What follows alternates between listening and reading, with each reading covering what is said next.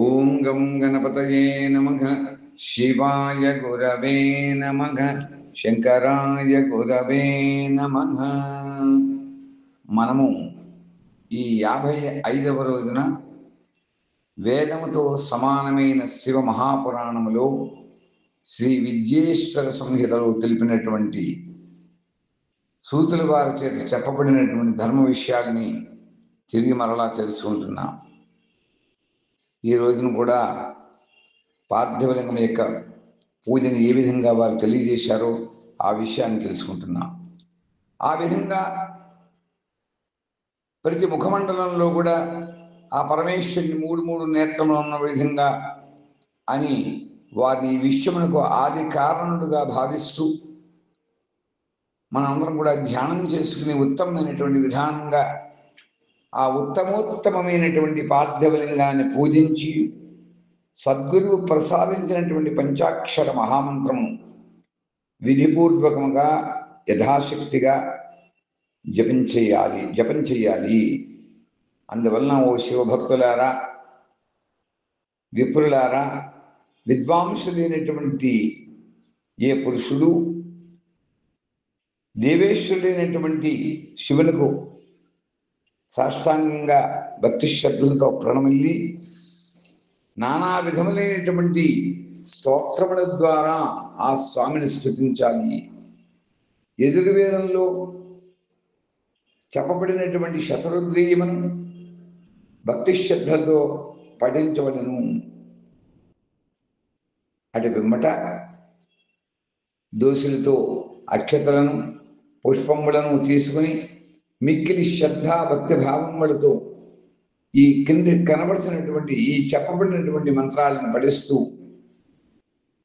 చక్కటి ప్రేమానందములతో భగవంతుడైన శంకరుడు మహాదేవుని ప్రార్థించాలి. అందరికీ కూడా సౌఖ్యమును ప్రదానం చేసేటువంటి సౌఖ్యప్రదాతైనటువంటి భూతనాథుడైనటువంటి ఓ పరమశివ, అయ్యా నేను నీవాడను, మీ గుణములయందే నా ప్రాణములు, నా జీవన సర్వస్వము కూడా స్థితమై ఉంటుంది. నా చిత్తము నిరంతరము కూడా నీ చింతన ఎందే లగ్నమై ఉండేటట్టుగా ఉండాలి. దీని ఎరింగి గుర్తిరింగి నా యందు ప్రసన్నుడువు కమ్ము నా యందు దయచూడుము ఓ శంకరా, శివశంకర, భక్త వశంకర, భోళా శంకర, హరహర మహాదేవ శంభూ. నేను తెలిసి కానీ తెలియక కానీ ఎప్పుడైనాను ఎన్నడైనా కూడా నీ జపమును నీ యొక్క పూజలను చేసి ఉండినట్లయితే నీ కృప వలన అవి నాకు సఫలమగుగాక. ఓ గౌరీనాథ, ఓ భూతనాథ, నేను ఆధునిక యుగంలో ఉండేటువంటి మహాపాపిని. ఈ ఆధునిక యుగంలో ఉండే అనేక పాపములు చేసినటువంటి ఒక మహాపాపిని, పతితుడను. మీరు నాయందు ఎల్లవేళలా పరమ పతిత పావనులు. ఈ విషయమును మనస్సులో ఉంచుకుని మీ ఇష్టం వచ్చినట్లు చేయుడు. ఓ మహాదేవ, ఓ సదాశివ, వేదములు, పురాణములు, నానా విధములైనటువంటి శాస్త్ర సిద్ధాంతములు, భిన్నమైనటువంటి మహర్షులు కూడా ఇప్పటికీ కూడా నీ యొక్క పూర్ణ రూపమును, సంపూర్ణమైనటువంటి రూపాన్ని తెలుసుకోలేకపోయారయ్యా. ఓ శివ, అట్టి నిన్ను ఈ కలియుగముందు ఉండేటువంటి ఆధునిక యుగమంతటువంటి మహాపాపనైనటువంటి నిన్ను ఎట్లు ఎరుంగగలను, ఎట్లు ఎరుంగుదును. ఓ మహేశ్వర, నేను ఎట్లు ఉన్నాను అలాగే సంపూర్ణమైనటువంటి భక్తి భావంతో నీ వాడనయ్యానయ్యా.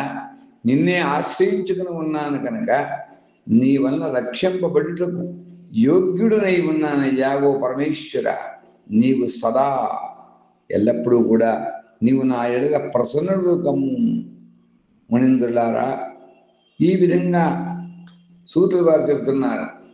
ఈ విధంగా మీరందరూ కూడా శివ ధ్యాన తత్వరులైనటువంటి వారు, శివుని యందు భక్తి కలిగినటువంటి వారు, శివారాధన ఎందు ఎప్పుడు కూడా మనస్థితి లగ్నమాన పొందినటువంటి వారందరూ కూడా ఈ విధానముగా ప్రార్థించి ఆ చేతుల్లో ఉండేటువంటి అక్షతలను పుష్పములను భగవంతుడు ఆ మహేశ్వరునికి శివునికి సమర్పించి ఆ శంభుదేవునికి భక్తిభావంతో విధి విధాన పూర్వకంగా సాష్టాంగ ప్రణామాన్ని చేయాలి.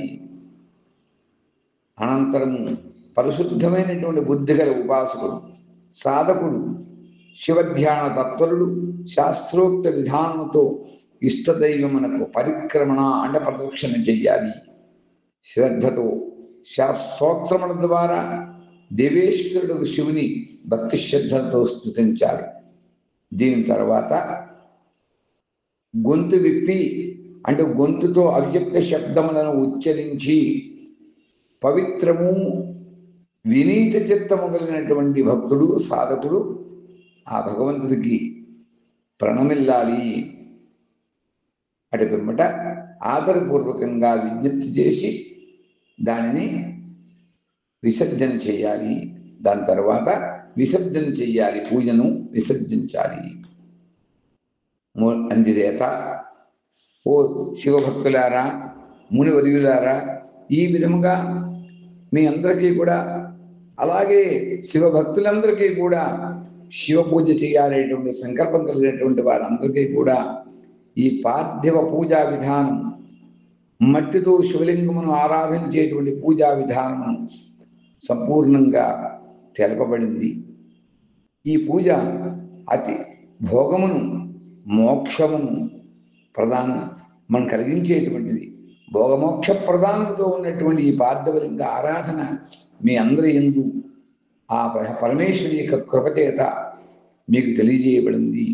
అలా భగవంతుడు శివుడు పరమశివుని ఎడల భక్తి భావమును అందరూ కూడా పెంపొందించుకుని ఆ పూజను మీరు చేయవలసిందని మీకందరికీ కూడా భక్తి భావాన్ని పెంపొందుగాక అని కూడా వారు సూత్రులు వారు తెలియజేయడం జరిగిందని తెలియజేస్తూ ఈరోజు మనం స్వస్తి చెప్పుకుంటున్నాం.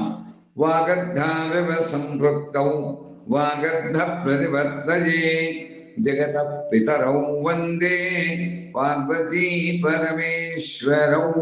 స్వస్తి ప్రదాబ్జ పరిపాలయంతాం న్యాయేన మార్గేణ మహిం మహీషాః. గోబ్రాహ్మణేభ్యః శుభమస్తు నిత్యం. లోకాః సమస్తాః సుఖినో భవంతు. ఓం స్వస్తి, ఓం స్వస్తి, ఓం స్వస్తి.